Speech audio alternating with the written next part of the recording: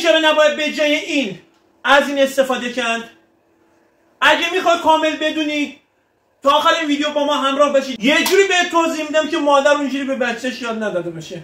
دلیل اول، زمانی که این سراحی مکرر استفاده میشه قسمت‌های فلزی دچار خوردگی و خرابی میشه و زمانی که ما دو شاخه رو وارد میکنیم اتصال شلی برقرار میشه و همین اتصالشون ممکنه دچار آتش سوزی تو خونه بشه. دلیل دوم، این سراحی صرفا در مقابل اضافی ولتاژ یا نوسان ولتاژ میتونن عکس‌العمل نشون بدن و در مقابل جریانات اضافی یا اضافی بار هیچ عکس‌العملی از خود نشون نمیدن. دلیل سوم، تعدد استفاده از محافظای برق تو خونه.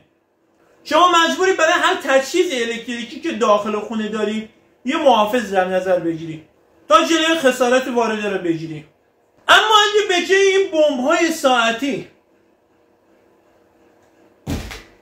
از اینا استفاده کردی دیگه خیالت راحته. اینطوری شما تجهیزات هم از جریانات اضافی و اضافی بار در امان نگه داشتی، هم از نوسانات ولتاژ.